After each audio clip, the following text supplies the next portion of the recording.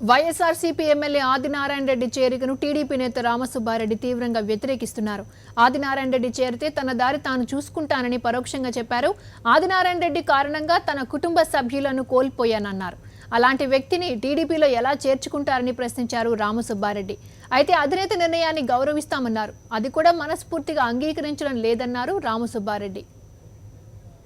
చంద్రబాబు నాయుడు గారు కానీ పార్టీ అధిష్టానం ఆదినారాయణ రెడ్డి గారికి దమ్మలమూడి నియోజకవర్గంలో వైసీపీ పార్టీ నాయకునిగా అక్కడ ఎమ్మెల్యేగా గెలిచాడు.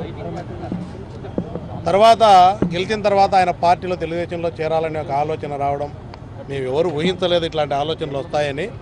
కానీ ఆయనకు ఆలోచన వచ్చింది. అధిష్టానం కూడా ఆయన ఆలోచనలు మాకు కూడా తెలియజేశారు.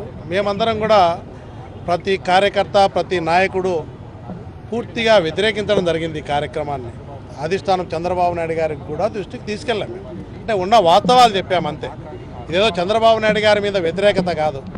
ఆదినారాయణ రెడ్డి కానీ వాళ్ళ వర్గం చేరిక వల్ల జరిగే పరిణామాలు, కష్టాలు, ఇబ్బందులు ఏ విధంగా ఉంటాయని ఆయనకు తెలియజేయడం జరిగింది. కాబట్టి దీన్ని పూర్తిగా వ్యతిరేకిస్తున్నామని చెప్పడం జరిగింది గతంలో. కానీ మళ్ళీ ఈ రాష్ట్ర రాజకీయాలు పరిస్థితులలో అధినాయకుడు ఒకసారి మళ్ళీ చెప్పడం జరిగింది.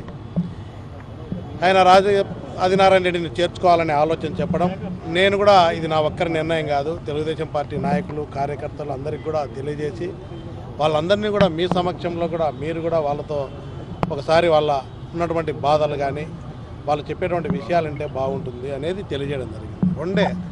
మా చిన్నాన్న హత్య తర్వాత మా తమ్ముడు కూడా చనిపోవడం జరిగింది. తెలుగుదేశం పార్టీ చిన్నాన్న హత్య తర్వాత కూడా నేను రాజకీయాల్లోకి వచ్చిన తర్వాత కూడా చాలామంది కార్యకర్తలు చనిపోవడం, పార్టీ అయినా కూడా ఎక్కడా వెన్నుతిరిగి చూడకుండా పార్టీ జెండా మోసినారు, కష్టపడినారు. ఈరోజు నన్ను కూడా ఒక 2 పర్యాయాలు ప్రజలు ఎన్నుకోవడం, పార్టీ కూడా నాకు కూడా చంద్రబాబు నాయుడు గారు కానీ ఆ రోజు ఎన్టీ రామారావు గారు కూడా క్యాబినెట్లోకి తీసుకున్నారు. ఈరోజు జరుగుతున్నటువంటి పరిణామాలు ఎందుకంటే ఎన్నో కుటుంబాలు ఎన్నో కష్టాలకు ప్రాణత్యాగం చేశారు, ఆస్తులు పోగొట్టున్నారు, మానసికంగా ఇబ్బంది పడినారు.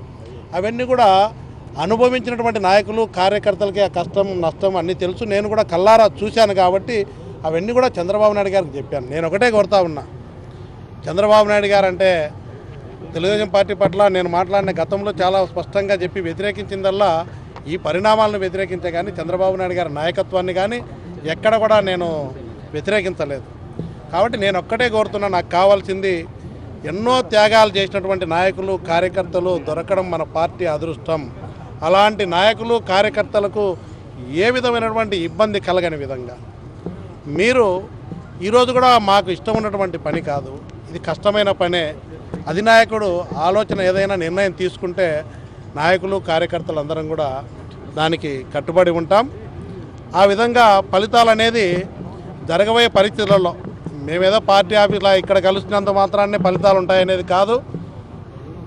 రాబోయే భవిష్యత్తులో మేము నడుచుకునే విధానంలో అక్కడ నడుచుకునే పద్ధతిలో ఉంటాయి.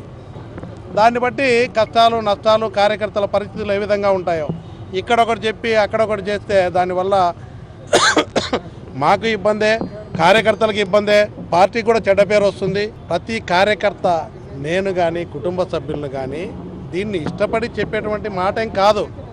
ఎందుకంటే ఇదేం ఏదో మనకు దాపరికంగా చెప్పాల్సింది ఏం లేదు. మాకు ఇష్టం లేకపోయినా కష్టమైనా కూడా అధినాయకుని నిర్ణయం మేరకు నడుచుకోవాలా. ఎందుకంటే మేము ఊపిరిన్నంత వరకు తెలుగుదేశం పార్టీలో కొనసాగాల, చంద్రబాబు నాయుడు నాయకత్వంలో పనిచేయాలని ఆలోచన ఉన్నవాళ్ళం కాబట్టి ఆ నిర్ణయానికి అనుకూలంగా ఉండడం జరుగుతుంది.